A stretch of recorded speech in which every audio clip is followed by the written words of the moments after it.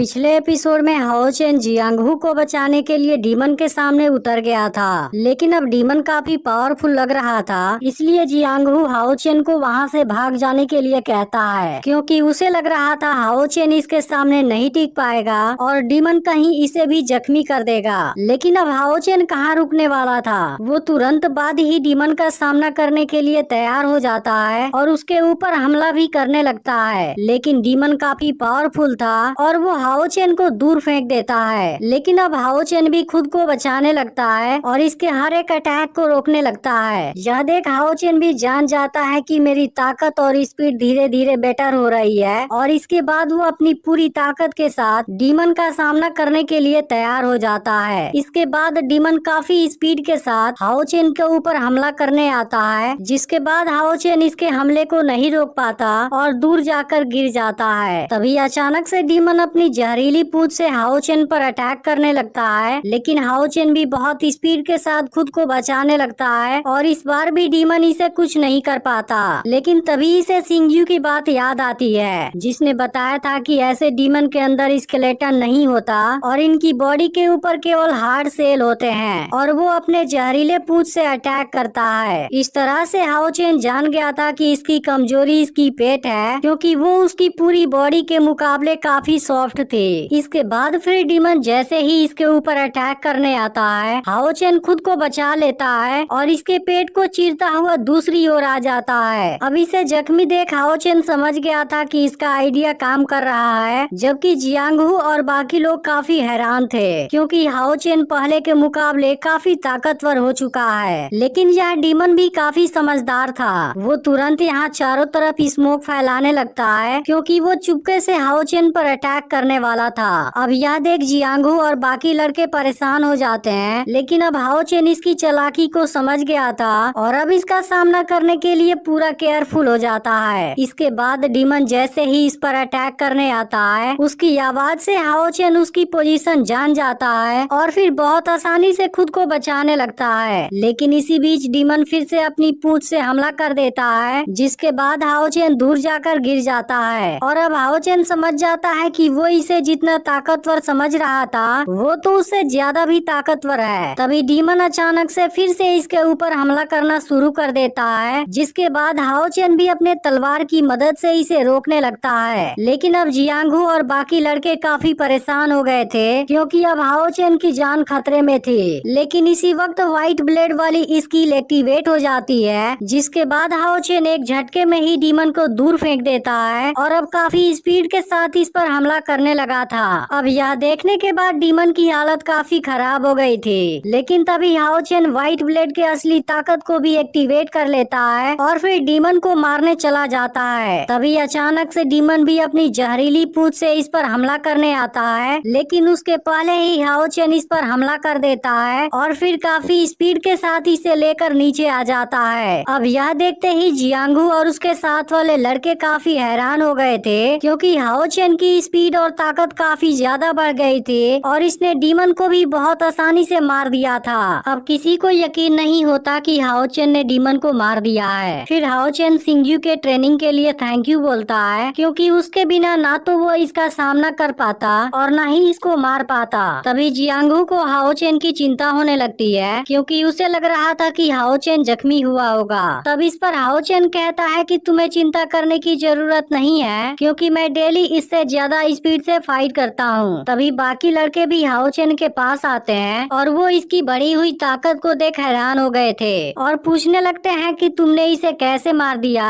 और क्या तुम इसे हमें भी सिखा सकते हो। लेकिन यह देख जियांगहू काफी दुखी हो गया था, क्योंकि हाओ चेन केवल इतने दिनों में ही इतना ज्यादा पावरफुल हो चुका है, लेकिन जियांगहू अभी भी वहीं पर है। तभी हाओ चेन की नजर जियांगहू के ऊपर जाती है, लेकिन उसे समझ में नहीं आता आखिर वो किस बात से इतना परेशान हो गया है। इसके बाद बाकी लड़के हाओ चेन को उनकी जान बचाने के लिए थैंक यू बोलते हैं और फिर यहाँ से वापस चले जाते हैं। फिर हाओ चेन जियांगहू से पूछता है, क्या तुम मेरी जगह पर चलना चाहते हो? लेकिन जियांगहू काफी दुखी था और कह देता है कि मैं नहीं जाना चाहता। अब इस बात से हाओ चेन भी परेशान हो जाता है, क्योंकि उसने जियांगहू को कभी भी ऐसा करते हुए नहीं देखा था और उसे समझ में नहीं आता कि क्या हुआ है। तभी अचानक से यहाँ आसमान में दो फायर सर्किल स्किल एक्टिवेट हो जाते हैं, जिसे देख हाओ चेन हैरान हो जाता है। और फिर हम देखते हैं कि इसके अंदर से एक लड़की और एक लड़का बाहर आते हैं। अब इनको देखते ही हाओ चेन पूछता है कि तुम लोग कौन हो, जिसके बाद छोटी लड़की अपना नाम लेंग बुडिंग बताती है और इसके साथ वाला लड़का अपना नाम लेंग बुफेंग बताता है। अब यहाँ पर बुफेंग को लग रहा था कि हाओ चेन एक लड़की है और पूछता है कि क्या तुमने ही इसे मारा है। तब हाओ चेन कहता है कि हाँ, लेकिन मैं एक लड़का हूँ। लेकिन बुडिंग को इसकी बात पर यकीन नहीं होता और इसलिए वो उसके बिल्कुल नजदीक जाकर चेक करती है और फिर बुफेंग से बताती है कि ये सच में एक लड़का है। इसके बाद बुफेंग कहता है कि कोई बात नहीं और हाओ चेन से पूछता है क्या तुम इस मॉन्स्टर की डेड बॉडी को बेचना चाहते हो। अब यह सुनकर हाओ चेन कंफ्यूज होता है क्योंकि उसे तो पता ही नहीं था कि इनको भी बेचा जा सकता है। फिर बुफेंग कहता है कि इनको भी बिल्कुल बेचा जा सकता है, जिनके बदले में तुम्हें पैसा मिलेगा और हम इस काम में प्रोफेशनल हैं। तभी बुडिंग कहने जाती है कि तुम्हें मार्केट में 5 गोल्ड कॉइन मिलेंगे, लेकिन तभी बुफेंग इसका मुंह बंद कर देता है और कहता है कि मैं इस मॉन्स्टर के डेड बॉडी के बदले में तुम्हें 1 गोल्ड कॉइन दे सकता हूँ। लेकिन इस बात से बुडिंग गुस्सा हो जाती है और बुफेंग से कहती है कि बिजनेस में कोई भी धोखेबाजी नहीं चलेगी। जिसके बाद बुफेंग हाओ चेन को 3 गोल्ड कॉइन ऑफर करता है और इस मॉन्स्टर की डेड बॉडी मांगने लगता है। अब इस बात से हाओ चेन काफी खुश था क्योंकि इस तरह से इसके पास पैसा आ जाएगा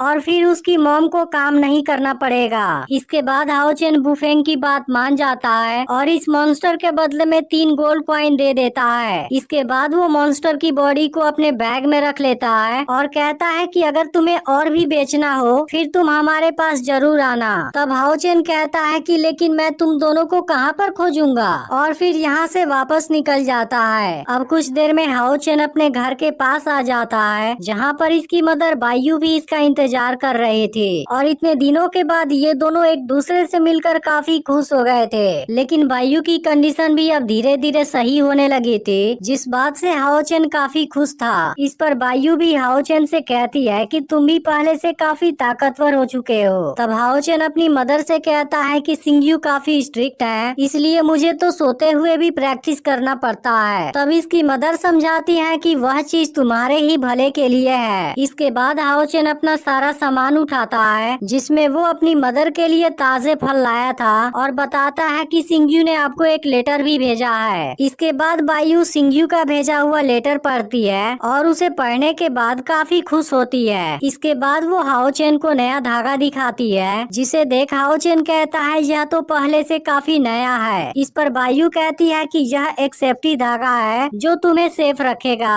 तभी हाओ चेन पूछता है कि सिंग्यू ने लेटर में क्या लिखा था, क्योंकि बायू के चेहरे पर मुस्कान आ गई थी। इस पर बायू कहती है कि वह लेटर तुम्हारे तारीफ के बारे में था। तब हाओ चेन कहता है कि लेकिन मुझे तो ऐसा नहीं लगता। इस पर बायू पूछती है क्या तुम सिंग्यू को पसंद नहीं करते। तब हाओ चेन कहता है कि वैसे तो सिंग्यू काफी अच्छे हैं, लेकिन वो मुझसे बहुत ज्यादा प्रैक्टिस करवाते हैं। तभी बायू की नजर हाओ चेन के रिंग पर जाती है और फिर वो हाओ चेन से पूछती है कि यह तुम्हें कहाँ से मिल गया। तब हाओ चेन कहता है कि यह रिंग मुझे मेरे एक ओल्ड फ्रेंड ने दी है। इस पर बायू कहती है क्या मैं भी इसे देख सकती हूँ। जिसके बाद हाओ चेन डरते हुए रिंग उनको दे देता है। इसके बाद बायू रिंग को देखती है जिस पर लिखा था कि तुम मुझे भूल मत जाना। यह देख बायू हाओ चेन से पूछती है क्या वो एक लड़की है। अब इस बात को सुनकर हाओ चेन शर्माने लगता है और पूछता है कि आपको इस बारे में कैसे पता चल गया। अब इस बात पर बायू मुस्कुराने लगती है और फिर इसे रिंग वापस कर देती है। जिसके बाद हाओ चेन भी सेम वही चीज लिखा हुआ देखता है। इसके बाद हम लड़की को देखते हैं जो फिर से टेस्ट देने के लिए गई थी। इसके बाद वहाँ पर एक मिस्टीरियस आवाज पूछने लगती है कि क्या तुम चौथे राउंड के टेस्ट के लिए तैयार हो गई हो। जिसके बाद लड़की दुखी मन से अपना सिर हिलाती है। इस पर मिस्टीरियस आवाज बताती है कि तुम हर राउंड में अपने 6 सेंस में से एक सेंस को खो दोगी और अब इस आने वाले राउंड में तुम अपना विजन खोने वाली हो। अब इस बात से लड़की काफी दुखी हो जाती है और फिर हम देखते हैं कि वो हाओ चेन को अभी भी नहीं भूल पाई है और उसके बारे में सोचने लगती है। लेकिन इसके बाद टेस्ट शुरू हो जाता है और अब एक पावर लड़की को ऊपर लेकर चली जाती है। फिर हम देखते हैं कि यहाँ पर कोई पावर थी जिसके अंदर से कोई मिस्टीरियस तलवार निकलती है और देखते ही देखते इसके कई कॉपी जनरेट हो जाते हैं। इसके बाद ये सभी तलवार लड़की की बॉडी से अटैच हो जाते हैं और फिर लड़की की आंख से कोई पावर निकलनी शुरू हो जाती है, जिसके कुछ समय गुजरने के बाद ही लड़की को दिखना बंद हो जाता है। इसके बाद हम हाओ चेन को कहीं पर बैठा हुआ देखते हैं, जहां हाओ चेन को आज का चांद काफी खूबसूरत लग रहा था और वो कहता है क्या तुम भी इसे देख रही हो। और तभी एक मैजिकल बटरफ्लाई इसके रिंग में टकरा जाती है, जिसे देख हाओ चेन पूरी तरह से हैरान हो जाता है। इसके बाद हमें 1 साल बाद का सीन दिखाया जाता है, जो मून सिटी के अंदर था। फिर हम इस सिटी में हाओ चेन को देखते हैं, जिसे सिंगयू ने कहा है कि यहाँ पर इसे एक नया चैलेंज मिलेगा, लेकिन हाओ चेन को अभी तक ऐसा कुछ नहीं मिला है। और अब हाओ चेन भी जानना चाहता है कि आखिर वो अगला चैलेंज है क्या। लेकिन यहाँ के लोग इसे देख हैरान थे और सोचने लगते हैं कि आखिर ये है कौन। तभी हाओ चेन को यहाँ पर एक टेम्पल नजर आता है, जिसके बाद वो दौड़ता हुआ उसके पास आ जाता है। फिर यहाँ का गेट अपने आप ओपन हो जाता है और इसके बाद हाओ चेन जैसे ही अंदर चला जाता है, फिर से वो अपने आप बंद हो जाता है। लेकिन हाओ चेन अभी लिफ्ट के अंदर था और इसे बाहर का नजारा काफी शानदार लगता है। अब कुछ समय के बाद हाओ चेन ऊपर आ जाता है, जहाँ इसके सामने एक और दरवाजा ओपन होता है। अब इसके अंदर आकर हाओ चेन काफी हैरान था और यहाँ का नजारा काफी शानदार लगता है। फिर हम देखते हैं कि इसके सामने एक और टेम्पल था, जो असल में मून सिटी वॉरियर सब टेम्पल है। और इसके बाद हाओ चेन भी उसके तरफ जाने लगता है और एपिसोड यहीं पर एंड हो जाता है।